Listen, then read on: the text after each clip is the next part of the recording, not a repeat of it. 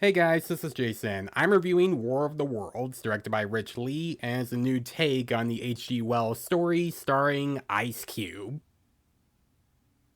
I mean, it's fitting for a War of the Worlds movie, right? And Ice Cube plays a computer analyst for the US government, looking for a hacker that's doing terrible things to the government, while he's also spying on his two adult kids doing their own thing by putting cameras everywhere in their house and the places that they work at. Dad of the year over here, am I right? But he soon finds out that an alien invasion has crashed down on Earth, and he's seeing a lot of news reports, getting calls from other people in the government about what's happening, and he has to stay stuck in his office room, and he has to keep an eye on his kids through their phones just to see if they're feeling alright, while he also has to be one to help save the world from aliens. While he's also learning more secrets about how and why the aliens came to Earth in the first place. This is another take on the H.G. Wells story. We had the original film from the 1950s and the Steven Spielberg Tom Cruise movie from the 2000s. We've had some other versions in the past, and this is the newest one that was made by Amazon Video. And this is also sort of like movies like Searching and Missing, where it's mostly filmed in a computer camera where you're just seeing everything from the character's perspective from his or her camera or phone. And I'm just gonna cut to the chase. This movie is bad. Like, really bad. This is so far one of the worst movies I have seen this year, where most of this film is just exposition about characters talking about something that's happening to the world that we're already seeing when we don't really need any of that exposition, but they use it anyway because they think the audience is too stupid to understand what's going on. And that's not what you should do with this film. You can have some exposition, but not too much where you're just spitting all of it out. And we also get more exposition about Ice Cube's character, where he's having issues with his kids and they don't really trust him a whole lot because he's made issues in the past. And Ice Cube's character is such a terrible hero in this film, where he's making a lot of terrible decisions for his kids that he think are good for him, when in reality it's just making both of their lives miserable. Like, Ice Cube focuses a lot on his adult daughter, who is now pregnant and has a boyfriend that works for Amazon. Like, he's following them everywhere with his cameras, and he's deleting his son's video game that he's inventing for himself, while his son is trying to make conspiracy theories about why the aliens are here, and Ice Cube is just ignoring him and trying to do his own thing, making his dialogue and his scenes with his kids feel very mean-spirited and melodramatic. Yes, it's a part of his arc for the rest of the film, but it doesn't change that the beginning of the film with him can leave a very bad taste for some viewers. Now, I can buy Ice Cube being a comedian, and I can even buy him as an intimidating chief of police like in the 21 Jump Street films, but I do not buy him as like a computer analyst, and you don't really feel that in his performance. And there are scenes where he's supposed to look terrified when he's seeing something horrible happen on the news, and he's not really reacting in a way you'd think he would. He's just going, "Oh,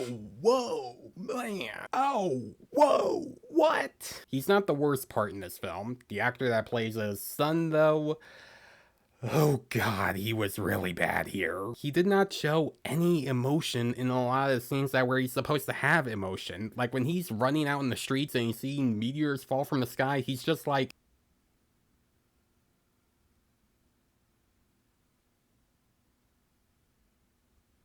that doesn't look convincing at all. He doesn't even look terrified. Really, the acting overall is pretty bad. No one looked like they were giving it their all. None of them looked like they were even trying. The way these characters film these aliens make no sense. Like, they're just doing it just to get the audience to see what they look like. Like, instead of just hiding the aliens and making it look and feel realistic, they just show them all the time, making those moments look and feel fake. Like, even the CGI on these aliens look like garbage. They look like they came out of a made-for-TV movie on the Sci-Fi Channel. And what also makes it worse is that there'll be a moment where you would see an Amazon drone just fly around. I'm being serious. You see a drone fly around, and you get the point of view of the drone just flying away and trying to avoid the aliens, and the way they made it looks like it came out of a video game from Xbox in the early 2000s. And this movie also has a lot of Amazon product placement because this movie is from Amazon. Amazon, and they decide to add a lot of their products for this movie for some reason. And the way they use it for the finale makes no sense. Like, there's a scene where Ice Cube doesn't have a hard drive for all the stuff he needs to leak some info for the world to see, but his daughter's boyfriend does, and the way he decides to do it is to tape the hard drive into this drone and have it fly to Ice Cube where he's at. And when that drone hits something, it falls on his back, and some random guy sees it, and they try hacking into his phone, and they would hack his phone, and how they would do that is that they would send him like an Amazon gift card for $1,000 if they can flip the drone back up. What?